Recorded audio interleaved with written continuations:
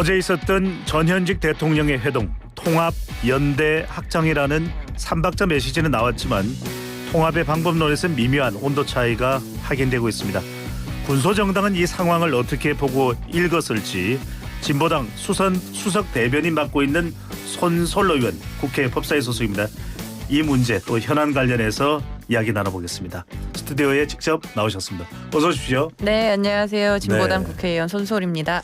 이름이 일단 호감이 갑니다. 손솔. 감사합니다. 좀 약간 네. 리듬감이 생기는 이름이긴 합니다. 예, 호감이 솔솔 이렇게 되더니. 제가 그래서 지역에서 뭐 새바람이 솔솔 뭐 이렇게도 하고 네. 노력하고 있습니다. 예, 하여튼 좋은 거니까요. 네.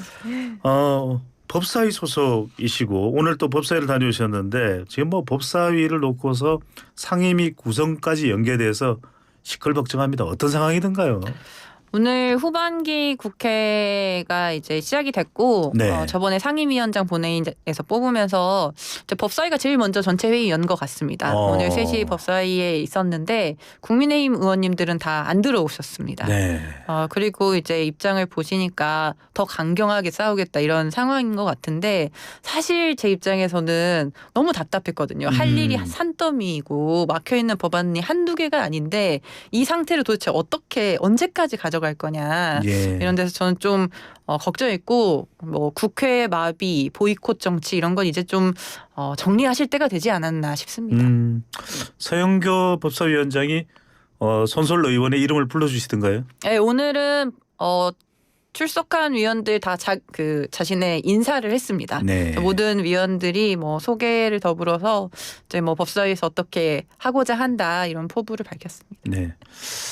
길게 이야기할 건 아니지만 아마 서 법사위원장께서 손솔 이렇게 아마 불러주시지 않을까 싶은 생각이 듭니다. 자, 다른 당 이야기는 합니다만 워낙 이제 이슈가 되고 있어서 네.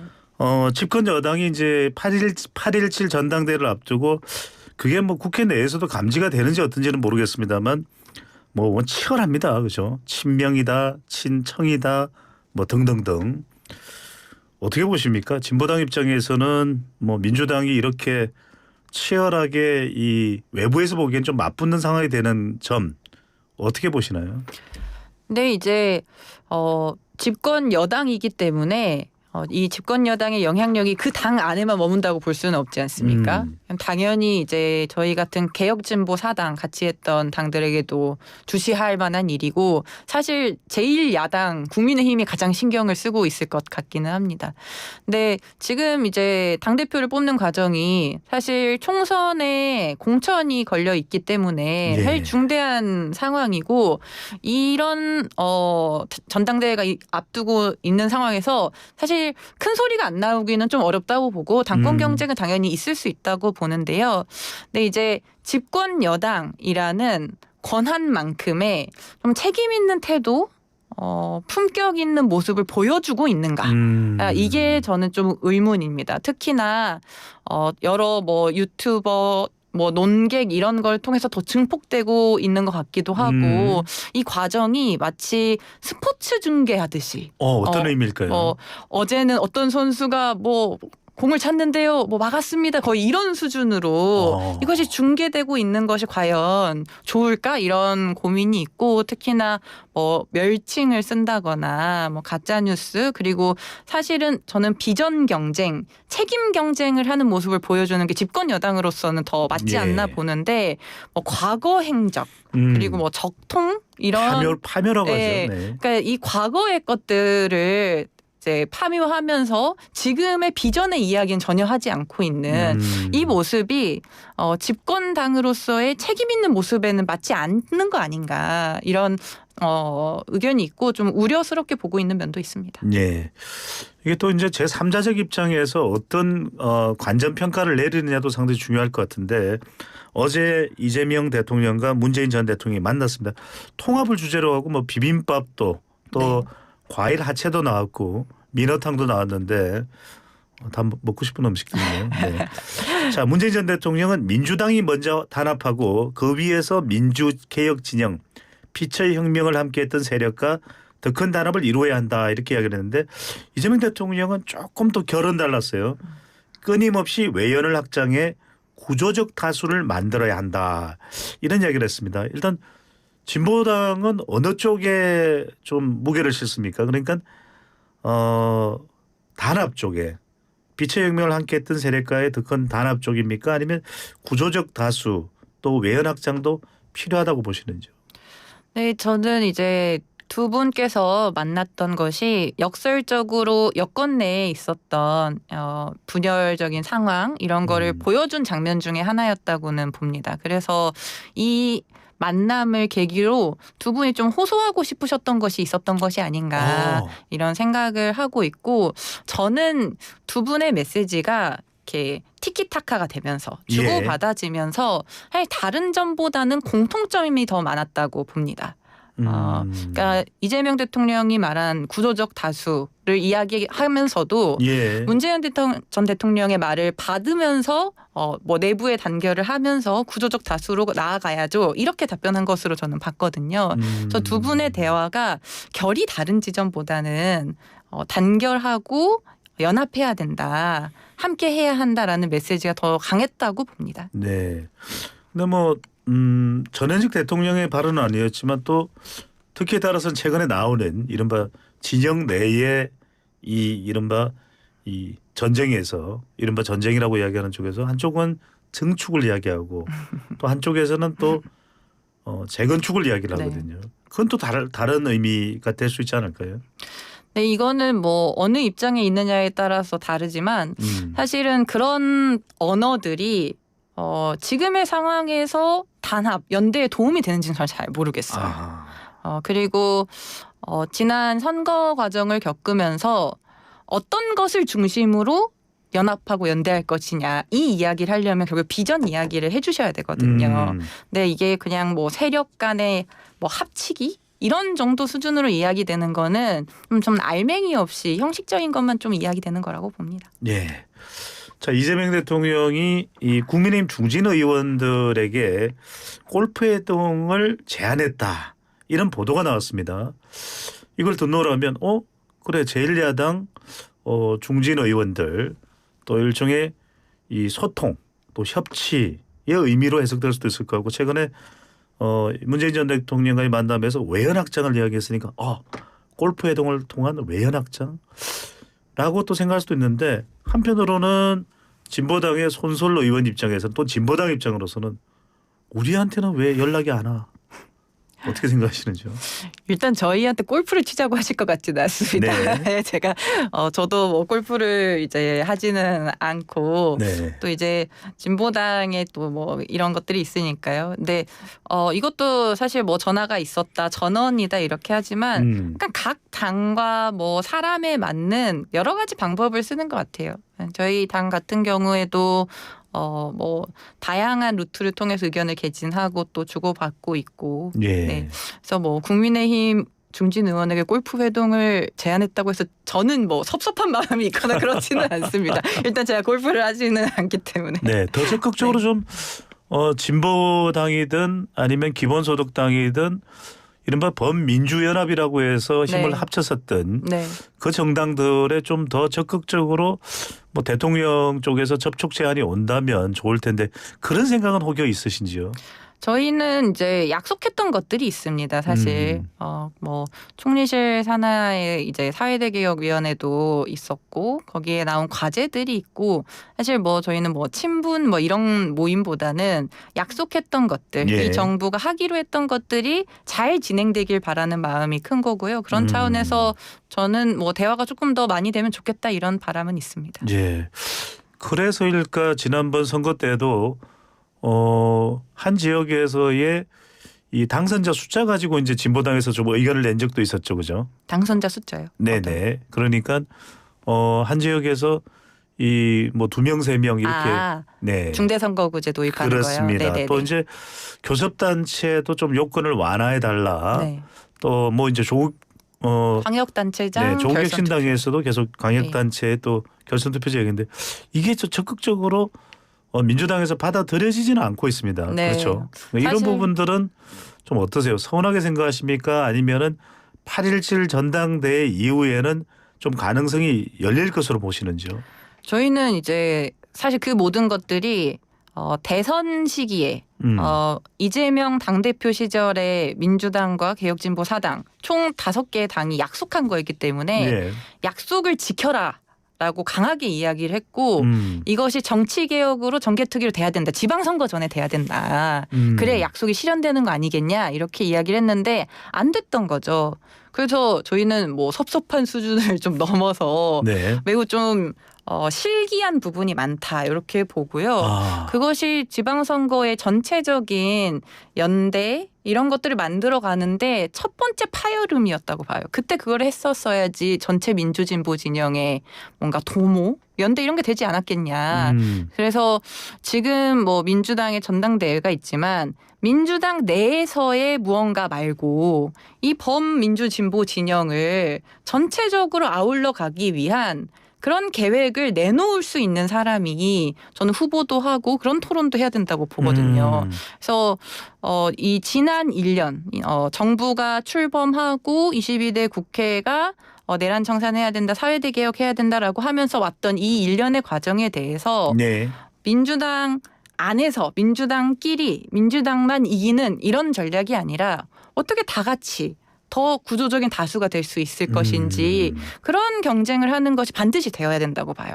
네. 그런 논의들이 이번에 반드시 민주당의 전당대회에서도 좀 있어야 된다. 예. 손 의원님이 보시기에 지금 말씀하신 구조적 다수를 지향하고 또 다 같이 민주당 외에 다른 범민주 세력까지도 다 같이라는 것을 주장하는 전당대 후보 아직까지 뭐 등록을 한 상태는 아닙니다만 네. 누구라고 보세요? 정청래, 송영길, 김민석 중에서요.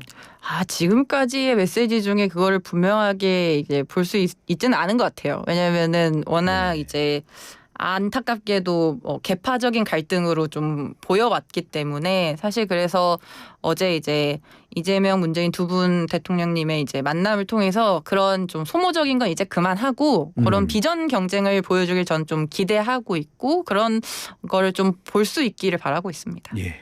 누구라고는 이야기를 하시네요.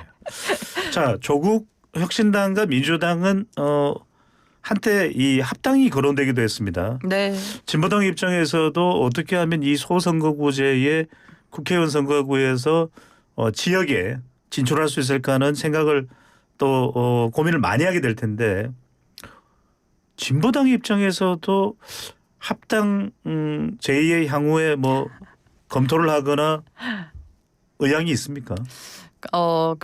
이제 저희는 이제 연대가 있고 연합이 있고 통합이 있지 않습니까? 예. 사실 합당은 이제 통합 수준의 논의인데 사실은 저희가 보기에는 연대도 지금 잘 안 되고 있는 형편인지라 이 연대 과정을 좀 만들어 가야 되지 않냐 이렇게 보고요. 사실은 이제 통합이나 합당 같은 경우에는 당의 뭐 방향성 그리고 뭐 정체성 이런 것들이 뭐 어느 정도 상의가 되고 이래야 되는데 사실 저는 진보당은 독자적인 그런 정체성이 분명하게 있다고 보거든요. 그리고 민주당이 계속해서 민주당의 파이만 커지는 것이 한국 정치에 과연 좋은가 이런 고민도 있습니다. 그래서 진보 정치가 확장 성장해야 이재명 정부 같은 경우에는 민주당만의 정부가 아니라 같이 이제 내란을 극복하는 과정에서 만들어낸 정부거든요. 예. 그러면 오른쪽으로 치우치는 것이 아니라 왼쪽 운동장을 더 넓게 하려면 사실 진보 정치는 더 커져야 되는 것이 아닌가? 저희는 이렇게 봅니다. 네.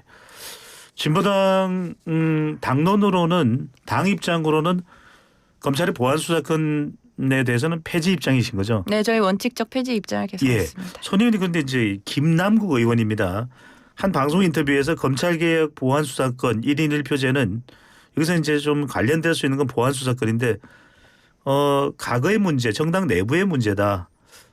좀 이 해결할 수 있는 민생 쪽으로 오히려 더 신경을 많이 써야 된다라면서 약간 속도 조절론의 의미도 좀 담고 있는 듯한 물론 뭐 민주당 내에서도 이제 보안수사권 폐지가 또 일치된 의견으로 나오고는 있습니다만 이런 뭐 속도 조절이나 또 한때는 또 국민의 피해를 최소화하기 위해서 보안수사권의 부분 유지가 필요할 수도 있다라는 의견, 움직임에 대해서는 어떻게 보시는지요?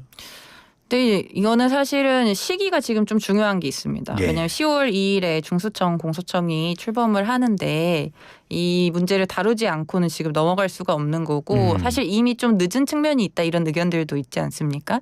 근데 제가 이제 국회에 들어와서 보면은 도대체 민생 법안이라는 건 무엇이지 항상 의문이 들어요.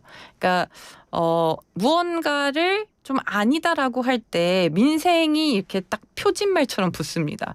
그러면은 이 민생 법안이라는 거 스펙트럼이 대단히 넓거든요. 네. 검찰 개혁의 이 문제는 그럼 민생이 아닌가? 이렇게 볼 수도 있는 거죠. 무엇은 민생이 무엇은 민생이 아닌가? 오히려 이런 민생 법안이라는 표현이 가지고 있는 무언가 이제 갈라보자 이런 의미들이 저는 좀 있다고 봐요. 그래서 이 검찰 개혁을 하는 부분과 이거는 민생과 다르다 이렇게 이야기를 하면은 사실 토론하기는 전 좀 어려워지는 부분은 있다고 봅니다. 그래서 네. 이 시기에 해야 될 것이 분명하게 있고 그것이 좀 치밀하게 여러 의견들을 다 받아 안고 할 수 있는 것으로 최선을 다하는 것이 맞다고 생각합니다. 네. 해야 될 것을 미루거나 지연시킬 수는 없다. 손 의원님께서는 이제 윤석열 정권 검찰 조작기소 국정조사 특위에서 활동하셨죠, 그죠? 네, 맞습니다. 그때 하신 그 발언이 상당히 인상적입니다. 정치 검사들이 진짜 이렇게까지 꼼꼼하고 악랄하게 조작 기소를 했다는 것을 확인하고 정말 좀 놀랐다. 어떤 내용들을 확인하고 이런 또 생각이 드셨던지요? 이것이 이제 여러 가지 사건이 있지 않았습니까? 예. 근데 이 사건을 전체적으로 합쳐낸 완벽한 좀 그 문서 종합적인 문서가 한동훈 전 장관이 읽었던 체포 동의안입니다.